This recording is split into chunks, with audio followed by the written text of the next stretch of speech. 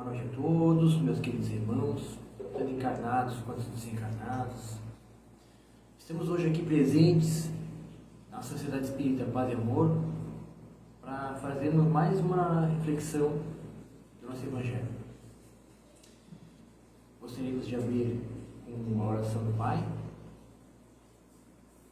Na sequência, faremos uma pequena explanação, seguindo com a purificação de fósseis, pertences e das águas que nós colocamos à nossa disposição para que sejam fluidificadas.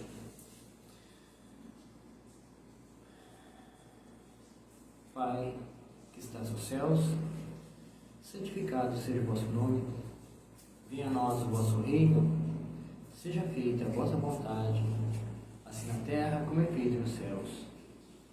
O pão nosso de cada dia nos dai hoje, perdoa, Senhor, as nossas dívidas, assim como devemos perdoar aqueles que nos devem, mas não os deixes cair em tentações, livra-nos de todos os males, que assim seja e assim será.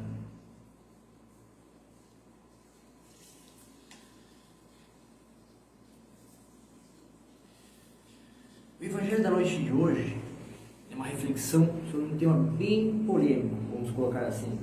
Não tão polêmico, mas mais controverso.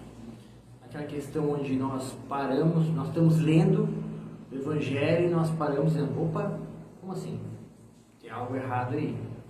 Talvez não tenha. Capítulo 23, Estranha Moral. Quem não odiar seu pai e sua mãe, não é digno de mim. Jesus disse à grande multidão que caminhava com ele: não poderá ser meu discípulo aquele que vier a mim e não odiar seu pai, sua mãe, sua mulher, seus filhos, seus irmãos e até mesmo sua própria vida. Assim, todo aquele que não carregar sua cruz e não me seguir, não poderá ser meu discípulo. E todo aquele que não renunciar tudo o que tem, também não poderá ser meu discípulo. Lucas, capítulo 14, versículos do 25 ao 27 e complemento no versículo 33. Temos aqui também, em Mateus, uma passagem semelhante que fala assim: aquele que ama seu pai e sua mãe mais do que a mim, não é digno de mim. Aquele que ama seu filho e sua filha mais do que a mim, não é digno de mim. Mateus, capítulo 10, versículo 37. Esse capítulo aqui ele é bastante, como eu digo, meio controverso, né? Porque se nós fizermos uma leitura rápida, ele pode dar alguma estranheza, né? Jesus tinha uma mensagem de caridade, uma mensagem de amor, de fraternidade, de dar outra face. Ele mesmo disse que não veio modificar a lei, ele veio apenas cumprir a lei, e nós sabemos que uma das leis é honrar pai e mãe, e agora ele diz para odiar pai e mãe, né? Aí é interessante nós pegarmos por partes, né? Odiar. Se nós formos ver essa parte da Bíblia, ela é escrita em hebraico e aramaico, o hebraico ele é uma língua bem pobre em palavras, quantidade de palavras dele. Ele tem mais ou menos 8.000 palavras. Pode parecer muito, mas se nós compararmos com a nossa língua, que é a língua portuguesa, que tem cerca de 300.000 palavras, é muito pouco mesmo. Por isso que eles costumavam utilizar sinônimos. Então, ou seja, não, é mais fácil um camelo passar pelo buraco de uma agulha do que um rico entrar no reino dos céus. Não é o camelo animal, é o camelo corda, porque a corda era feita com pelo do camelo, e eles utilizavam a mesma palavra para significar tanto aquela corda que eles amarravam os barcos, quanto o animal, o camelo. A palavra era exatamente a mesma. Nós precisamos do que, então? Do contexto, né? Se nós formos fazer uma transliteração, em hebraico, odiar é o verbo sané. Só que, como eu disse, eles têm vários sinônimos. Então, sané, ele não significa somente odiar. Ele pode significar aborrecer, ele pode significar se indispor com alguém. Tanto que em algumas traduções da Bíblia, nós veremos essa mesma passagem da seguinte maneira: aquele que não se aborrecer com seu pai e sua mãe não é digno de mim. Tá? Mas cinsania não é só odiar, ela é também se indispor, né, a se aborrecer. Por que nós temos que nos indispor, né, nos aborrecer com o nosso pai, com a nossa mãe, com o nosso filho, com o nosso irmão, com a nossa nora, com todo mundo que está à nossa volta, né, para seguir a Deus, para seguir a mensagem de Jesus? Exatamente porque esse texto foi escrito naquela época, onde os ensinamentos todos vinham dos patriarcas. Então os pais, a mãe, todos os antepassados ali, seguiam o que Moisés falava, todos aqueles 613 mandamentos que Moisés criou, que é a lei mosaica. Né? Então imagina, pega um ancião daquela época, que acredita que você tem que, se o cara feriu o teu olho, você tem que ferir o olho daquela pessoa. Que se uma aranha passou por cima de um vaso de barro, você tem que jogar aquele vaso fora. Ou seja, várias regras que não se aplicava de acordo com a boa nova do Evangelho. E aí no momento você diz, não, eu estou seguindo um mestre agora que diz que eu tenho que amar os meus inimigos. Mas como assim? Está errado. Então, automaticamente nós iríamos nos indispor. Outro contexto que também é utilizado muito, essa palavra que chama odiar, é que no hebraico não existe a intensidade mais e a intensidade menos. Como assim? Não existe mais alto ou menos alto, mais bonito ou menos bonito, amar mais ou amar menos. Então, para ter esse contraponto, geralmente eles utilizavam uma palavra que podia significar o oposto daquilo ali. Tem até uma passagem aqui de Gênesis, capítulo 29, versículo 30 e 31.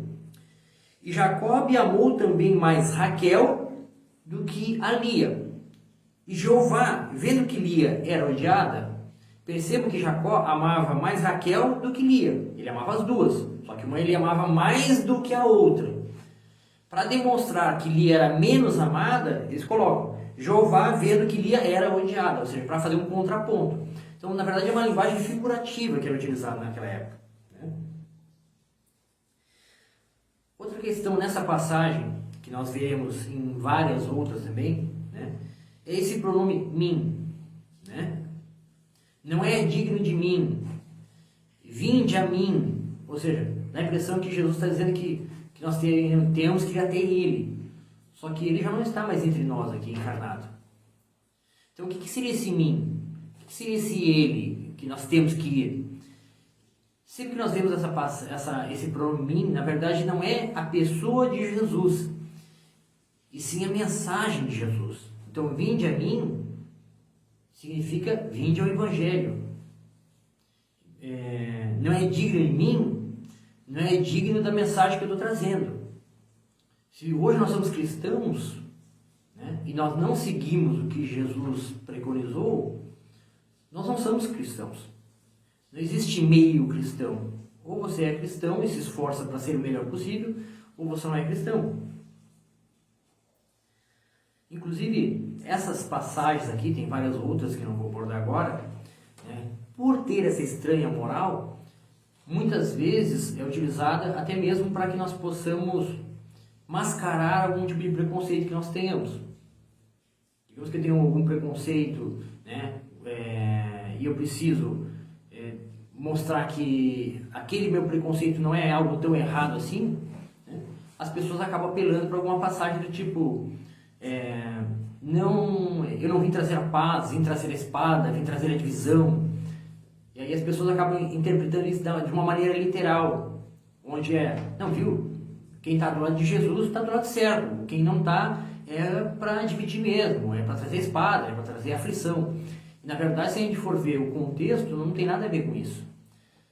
Uma prova disso que até momentos antes da sua crucificação, no Monte das Oliveiras, no momento que ele foi ser preso, a orientação dele foi completamente oposta.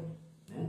Pedro, vendo que ele seria preso, sacou de sua espada, cortou a orelha do guarda que efetuaria a prisão. Ele vai lá e diz: guarda a tua espada, quem com ferro fere, e com ferro será ferido. Então, ou seja, na verdade, se a gente for ver, isso aqui são contextos que nós temos que analisar de acordo com a linguística da época, de acordo com como é que eles conversavam naquela época, de acordo com a cultura daquele povo. Imagina que eu vou chegar hoje num país estrangeiro, que fala um idioma completamente diferente do meu, que não seja nada latino, não seja espanhol, não seja italiano, ou coisas que tenham algumas palavras semelhantes, vai um coreano, algo bem diferente, eu não vou conseguir me comunicar. Então, como Jesus encarnou naquela época, ele precisaria falar de acordo com o que aquelas pessoas precisariam, em fator de linguagem, para compreender. Só que a mensagem dele é tão grandiosa, né, e pelo uso das parábolas, que ele deixa isso em aberto para que nós possamos hoje analisar e compreender qual é o cerne daquela mensagem que ele queria dizer. Então, ou seja, nessa passagem aqui, o que ele está querendo dizer é o seguinte: você quer ser cristão? Você quer ser uma pessoa boa? Então siga os mandamentos, se esforce para ser uma pessoa boa. Kardec fala isso de uma maneira um pouquinho diferente. Ele diz assim: reconhece-se o verdadeiro espírita pelo empenho que faz em ser uma pessoa boa, em acalmar seus vícios e trabalhar suas virtudes. Então, ou seja, ninguém é perfeito, ninguém está aqui por ser perfeito ou mais ou menos perfeito que o outro. Então, ou seja, a ideia é: quero ser cristão, quero ser uma pessoa boa, então se esforça para isso. Não adianta nós chegarmos e não mudarmos nada em nós e tentar achar uma justificativa para cobrir aquele nosso erro, fazer com que aquele nosso erro não seja tão errado assim. Basicamente, essa é a explanação de hoje. Eu fiz muitas anotações aqui, mas eu acabei reduzindo o resumo ainda, porque é um texto bem simples, mas a análise dele é bem vasta. Então, eu acho interessante também e sugiro que procurem outros autores também, né? Cada um enfatiza um aspecto, né? Eu enfatizei um dos aspectos que se interpreta esse tipo de passagem, né? Tem uma pincelada no segundo aspecto ali, mas existem várias formas e várias mensagens que nessa passagem de Jesus. Tanto nessa quanto em várias outras que são de um pouco mais difícil compreensão.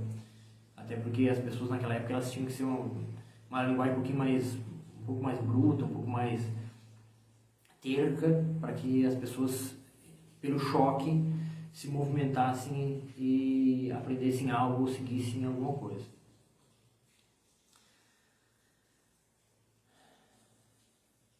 Nesse momento, então, convido a todos vocês para que nós possamos fazer a fluidificação da água, fotos e pertences que trouxemos conosco, tanto aqui presente no Centro Espírita, quanto na casa dos senhores e das senhoras. E no momento que nós faremos a irradiação, onde elevaremos nosso pensamento durante a oração, para que nós possamos doar um pouco da nossa energia para aquelas pessoas que sofrem com males físicos, males espirituais, sofrem com angústia, com a dor, tanto do corpo quanto da alma, sofrem com frio, sofrem com vício, sofrem com desalento, sofrem com as brigas dentro da família, que seria o núcleo onde deveria existir só amor. Então, durante a celebração final, nós irradiaremos energia para essas pessoas. Então, mentalizem aquelas pessoas que vocês querem que sejam agraciadas por essa energia. E nesse mesmo momento, a equipe espiritual fará a fluidificação da água, fotos e pertences que temos na nossa presença.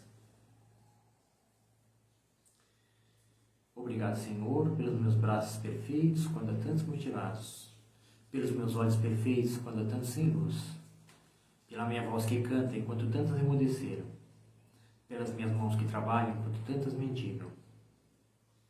É maravilhoso, Senhor, ter um lar para voltar, quando tantos não têm para onde ir. Sorrir quando há tantos que choram, amar quando há tantos que odeiam, sonhar quando há tantos que se revolvem em pesadelos, viver quando há tantos que morrem antes mesmo de nascer. mas principalmente, Senhor, é maravilhoso ter tão pouco a pedir e tanto a agradecer. Obrigado, Senhor, obrigado.